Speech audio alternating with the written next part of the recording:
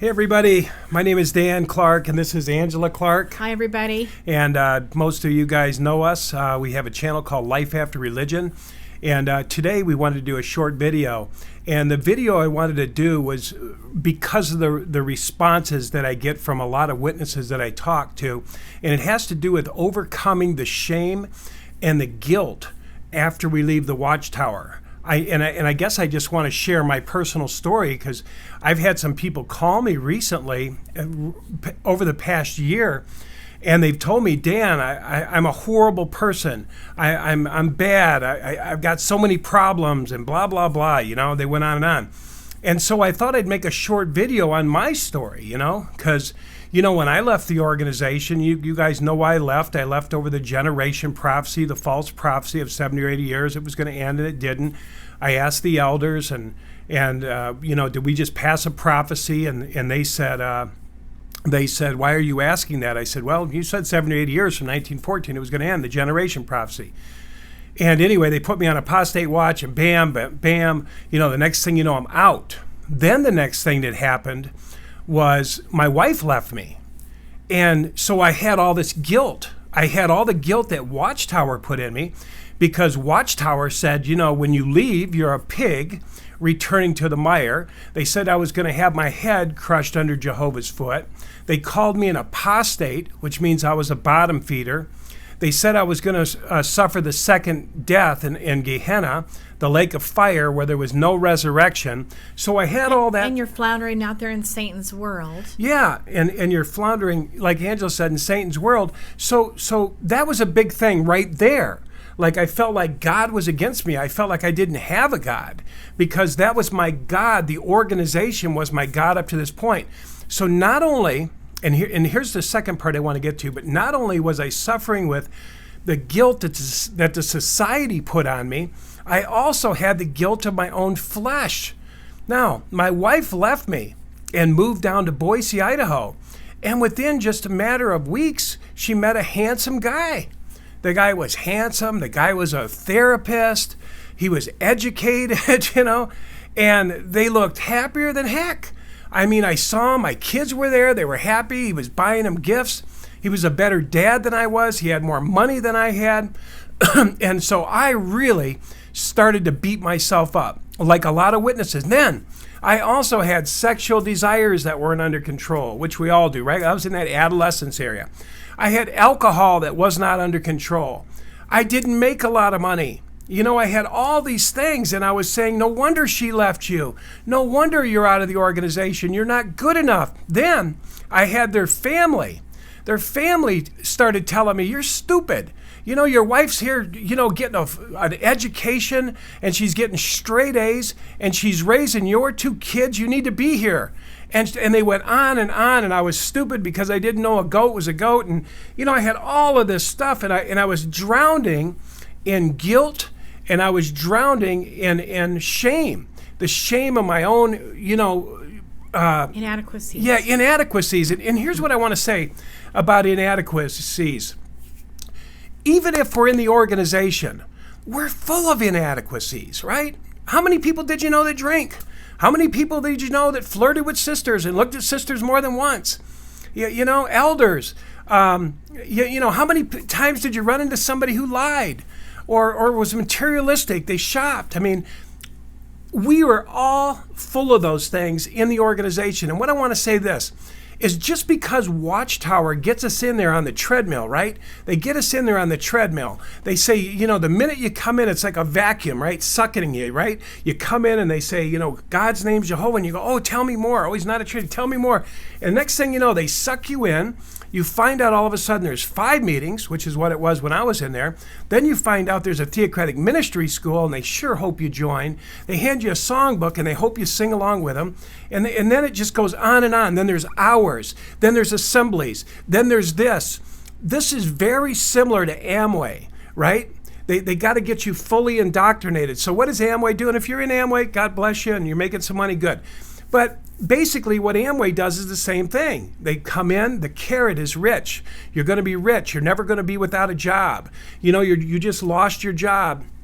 And if imagine paradise. Yeah. What you want to be doing, how much money you want to be making, all those vacations you've always been. Just imagine, and be. They push the paradise. Yeah, they have people flying in Amway with helicopters, and they're in suits and ties and furs and mink coats, and they say, this can be you, just hand out this bag and get people, give them. It used to be a soap bag, but the point I'm making was that was a carrot. The carrot was, you're going to be rich, you're never going to be financially poor again if you'll just do this and this and this. But here's what they do: they suck you in with the carrot. They suck you in. Ours was paradise, right? They suck you in, and then they put you on the treadmill. Now start making those calls. Start doing this. You see what so-and-so did. She's got big gold chains and, diamond rings and rubies and, and they just traveled here and there. And you go, yeah. And you start on the treadmill, right? And then, here's another thing. They put you on headphones. And you listen to all these success stories all over the world, and they're indoctrinating you into, I can, if I think I can. And they pull you in. Well, see, Watchtower doesn't tell you all at once. They bring you to a meeting, then a second meeting, then you find out that the Sunday meeting has two meetings. It has a public talk, and then the Watchtower. Then you find out there's a theocratic ministry school meeting and another meeting and then a Bible study. And I know some of that's changed now. But the bottom line is they're sucking you in. And see, Watchtower, what they're doing now, I realized this the other day, was the reason they have so many videos on their XJW site.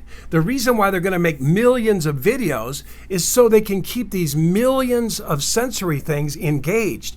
They're going to have a video about masturbation. They're going to have a video about how much food to eat. They're going to have a video of how many hours everything that you do, how to keep clean, how to do this, how to have a good marriage, how to have a good marriage, how to be a good wife, how to treat your children, how to do this, how to pray, how to. And what happens is it totally locks you in. And then, as we know, at the same time, they're trying to kill your heart, saying, it's treacherous and desperate, and don't listen to that. In a way, they're also saying you don't have to use your own mind either, because we're going to tell you exactly how to be in each and every one of these situations. So you don't have to have the Holy Spirit anymore to, guide you from your heart and to be obedient according to the Holy Spirit, trying to guide and direct you gently and lovingly. No, it's hammer down, must do, obey, or else, that kind of thing. Yeah, really scary. I call them training wheels. I mean, at some point, you got to let go of the hand of Daddy Watchtower. At some point, you got to let go of the hand of your pastor. You just got to go out in life and live it. But the point of this video is, I just want to tell you, whether you're in the organization or you're leaving the organization, you got the same shit to overcome. You do. You just got to go through your adolescence, your sexual desires, your drinking, your whatever it is. That's why we're here on earth. And I'm sorry to say, putting on a suit coat, combing your hair, taking off your beard doesn't change everything. I call that just becoming a Watchtower salesman. It doesn't change everything. We're still the same person on the inside. We got to change from the inside out. And just putting on a suit and tie and a badge, that's why so many people are shocked when people leave. They say, man, those witnesses, they cuss people out, they're mad, they're angry, they're going out and getting drunk every day, and they're doing, well, the suit coat didn't change them. Saying I'm a Jehovah's Witness don't change me. It changes the outer appearance, right? But the inside takes a little bit more work. It takes a little more, I'm kind of done with alcohol. I'm done with this, And so I just wanted to say that to you today. Go ahead. Yeah, because I thought the point of the video was going to be talking about guilt and shame, which we are somewhat. But I want to talk about something else. When Dan was saying all the things that he was judging himself, saying that I wasn't good enough, I wasn't, all these things. And truth is, more than half of what he'd mentioned to you wasn't even true. I mean, he was the best father, a caring, loving father who adored his children, read them books in bed. I mean, what father does that? Goes skating with them down the sidewalk. He loved his children. He had a brand new home for his wife, cars that were paid off. He only had a simple payment. I mean, how is that all bad? I mean, they successfully got out of the Jehovah's Witnesses, and she was going to college, and while he was at home doing the dishes, taking care of the kids, and saying, good for you, go, girl, and supporting her in her education. I mean, he was making good money, very good money.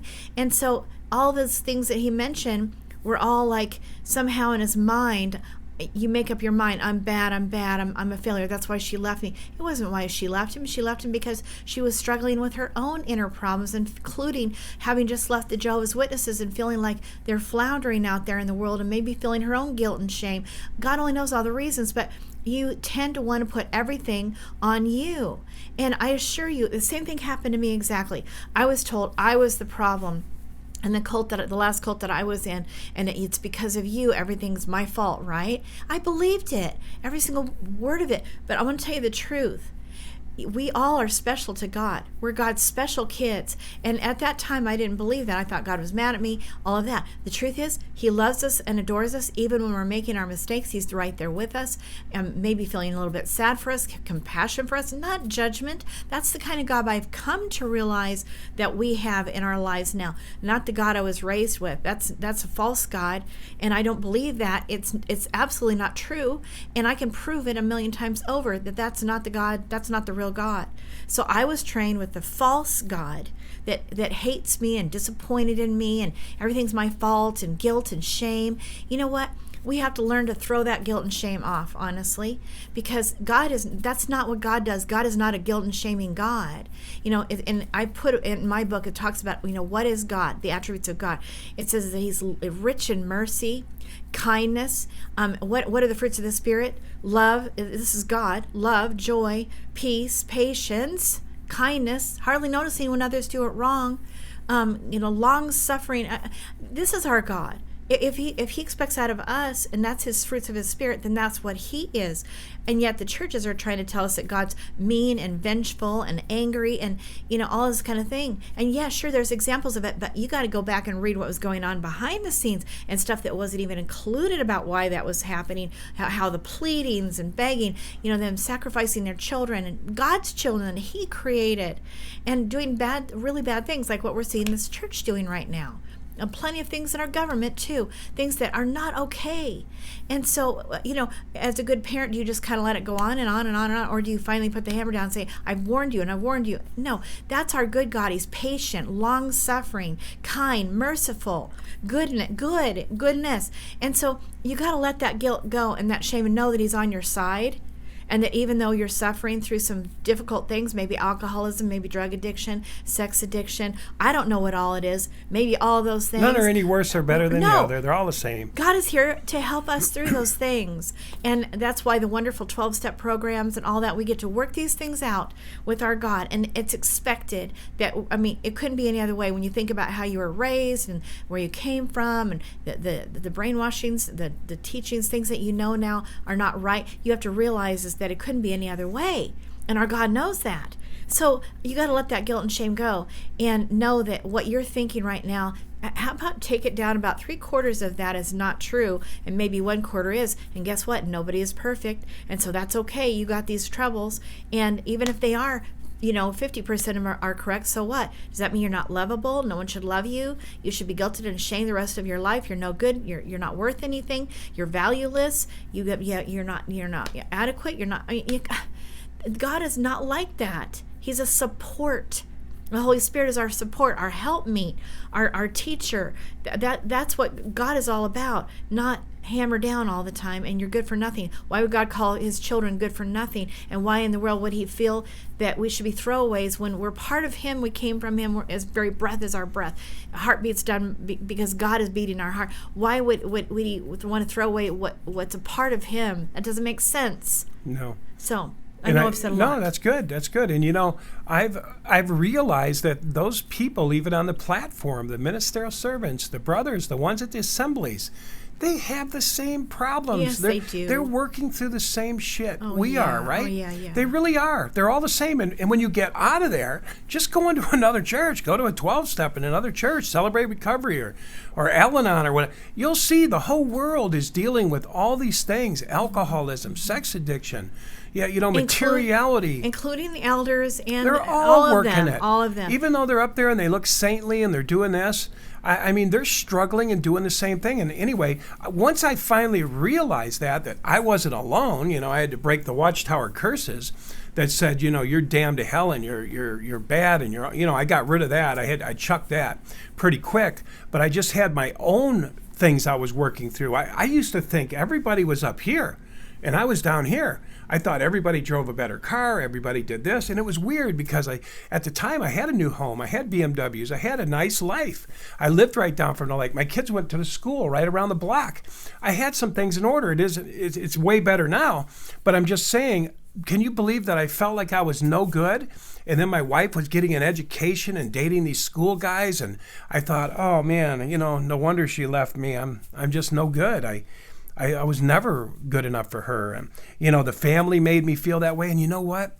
That was not the case. No. And I don't want to name any names, but people in that family struggled with alcoholism. People in that family, women, struggled with sex addiction. People in that family struggled with all sorts of things. Drugs, and everything. Alcohol. And I was like, wow. So eventually, man, I stopped beating myself up. And like I said, the reason I wanted to do this video is because I know all that comes upon you, especially when a mate leaves you, especially when there's a separation and you feel so inadequate. You see all the things you've done wrong. I shouldn't have got mad last week.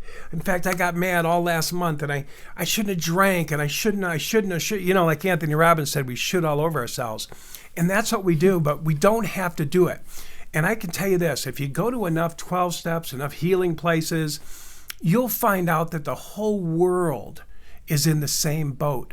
Everyone's trying to figure out why they're here, trying to figure out why they keep making the same mistakes over again, why they try and fail, and 2 steps forward, 1 step back, and why it's this yin and this yang. But this is the way life is. Watchtower makes it sound black and white. They're legalism, right? They're called legalism.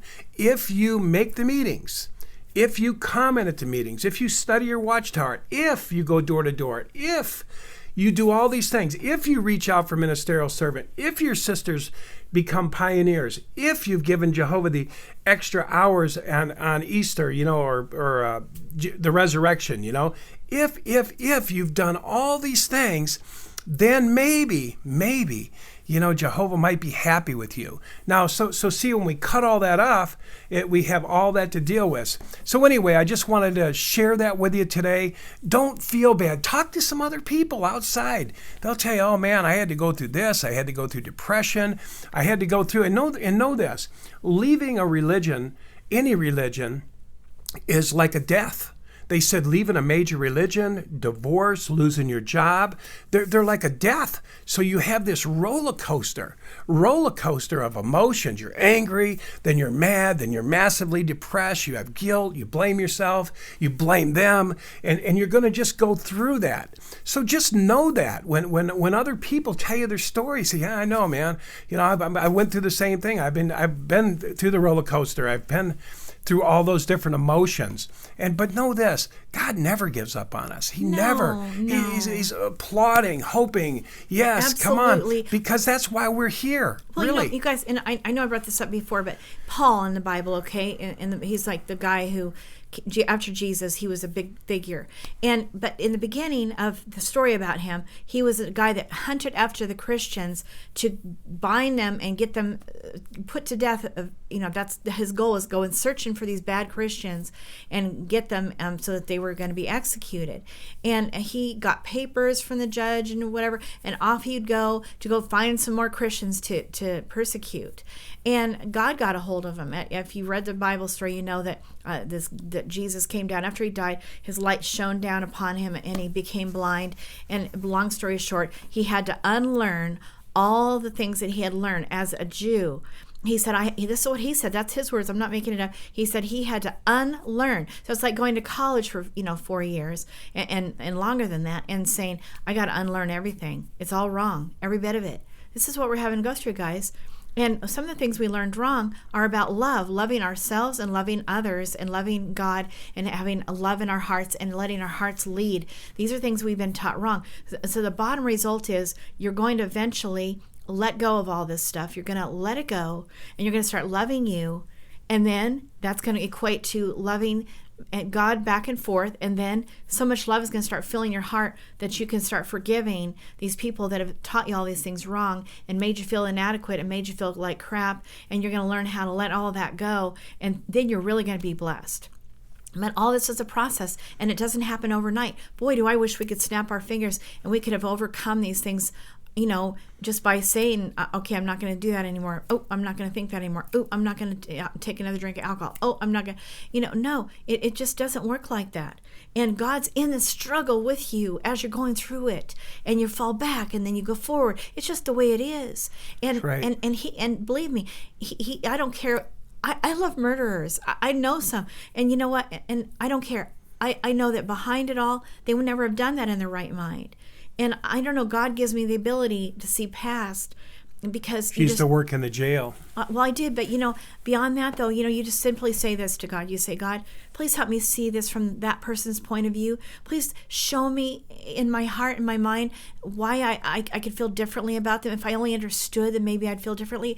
And you know what's really weird is God starts putting it in your mind, some thoughts and ideas about that person, and you start to realize, oh my gosh, I realized I never saw that about them.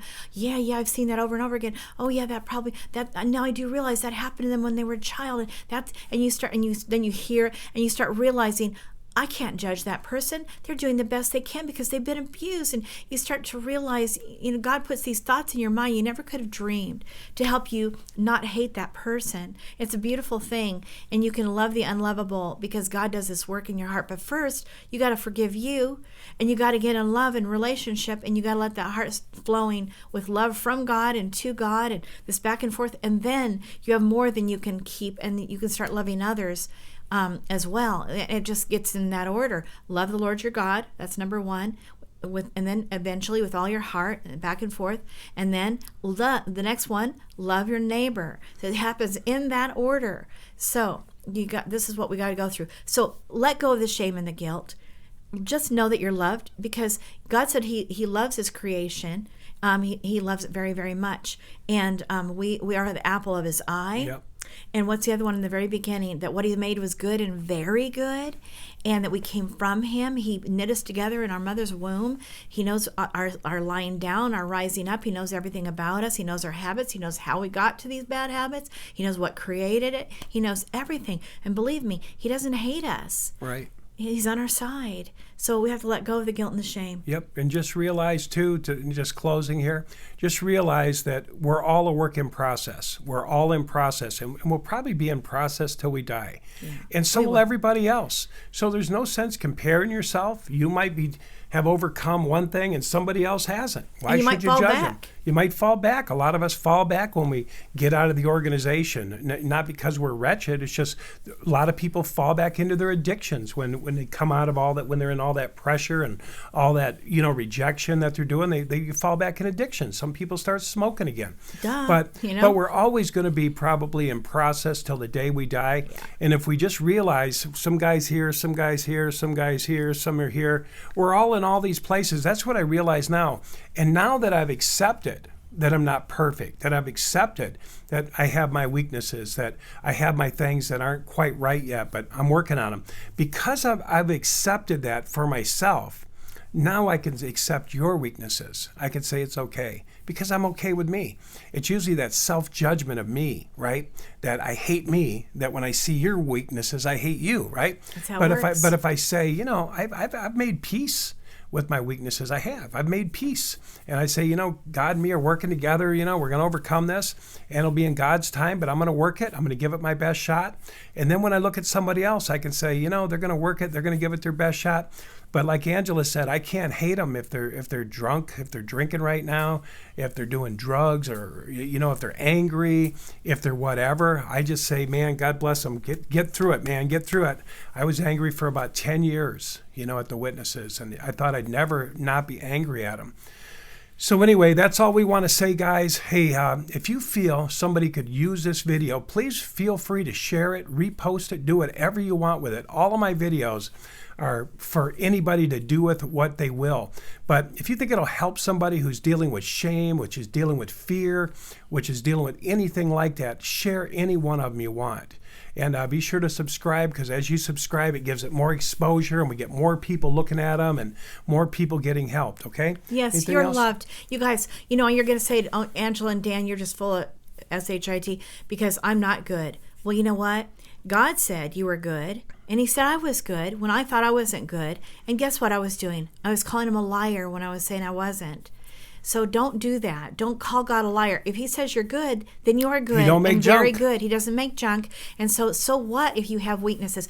You got to say, okay, you know, I love myself anyway, even in spite of my weaknesses. I've got good points and bad points. Today, my bad points are showing, but I'm still good. Everybody is good. Even Manson said, yeah, I'm good. Really, I am. You know, there's good in me. And like, I'm like, oh, yeah, sure there was. He just had some real bad ones. And he did not overcome them, apparently. But you know what? He might have. But anyway, guys, you are loved. And you are seen in a good light, not a bad light. God is for you and not against you.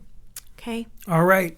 You guys have a blessed day, and look forward to the next video. We're for you and not against you. And my next video is going to be kind of crazy, but I'm going to be talking about should the governing body be disfellowshipped? Ooh, I think they should. After all the lying they've done. Oh. So anyway, that's it, and we'll talk to you guys later, okay? Bye. Thank you so much. Love yourself. Love yourself. All right. Bye. Bye-bye.